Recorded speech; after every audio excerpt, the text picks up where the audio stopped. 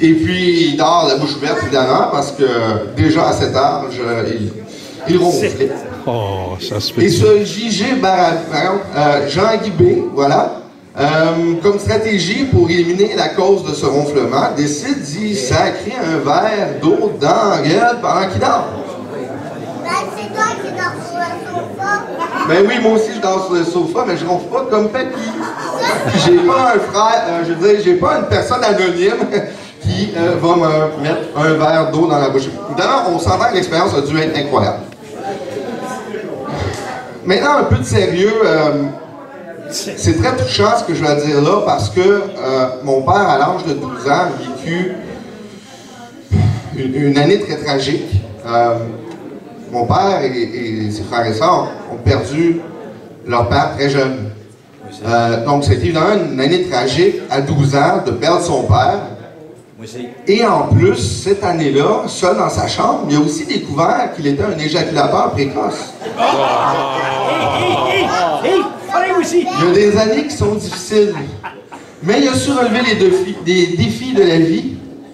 Et mon père m'a souvent parlé de sa jeunesse. Il y avait une gloire dans cette jeunesse à Laval, où par exemple, il racontait des fois qu'il foxait l'école, qu'il allait s'acheter une grosse bouteille de bière, qu'il allait s'écraser sur le bord de la rivière des Mélisses à Rosemère, puis que voilà, vendredi après-midi ensoleillé, on se pète à la gueule à 16 ans. C'est drôle, mais tu sais, si moi j'avais fait ça, je serais mort. Les temps ont changé, hein. Il y a aussi le fait, il me parle souvent des autos qu'il y a eu, hein, tu sais, des autos de collection, une certaine fierté là, derrière ça. Ben évidemment, c'est ça qui explique pourquoi tu conduisais une Sunfire quand j'avais 16 ans. Et que tu as roulé à 40 km/h alors que les enfants du quartier te dépassaient aisément en vélo. Mais tout ça pour dire, on te croit là dans tes prouesses, c'est juste que c'est dur comme se dire que c'est vraiment arrivé. Mais tout ça pour dire, tu m'as quand même légué des choses, tu sais, dans la vie. Tu sais, mon père a travaillé fort, que j'aille au privé, puis que tu sais, que je sois un bon kid, que finalement, tu sais, je sois tellement gêné que j'ai une relation sexuelle à 19 ans la première fois, tu sais. Mais c'est correct parce que j'étais dans le bon chemin, parce que je voyais qu'il y avait des efforts de mes parents de tout fournir ça pour moi. Et ça m'a légué des choses très profondes dans moi, qui sont ancrées notamment sur ma tête. Hein, évidemment, on partage la même calvitie, donc merci beaucoup, Pat. Aussi, évidemment, j'ai un peu hérité de ton ronflement, quoique sur l'échelle de Richter, je suis après 4-5 coches en dessous de toi, paraît-il. Mais tout de même, tu sais, qu'on compare un 7 et un 10, c'est très élevé quand même. Sinon, évidemment, je partage par exemple l'amour de la musique, l'amour du Canadien qui ne gagne pas. Aussi certaines choses plus profondes qui m'ont ancré en dedans de moi comme être humain. C'est que tu as toujours été là pour moi, pour me guider, pour me donner d'excellents conseils. Comme la fois que j'ai lâché un gros juron, tu me dis « sac pas tabarnak », ça avait vraiment du sens, tu sais. Je l'ai compris qu'il fallait pas que je le dise, tu sais. Ouais, tu as toujours été un exemple pour nous.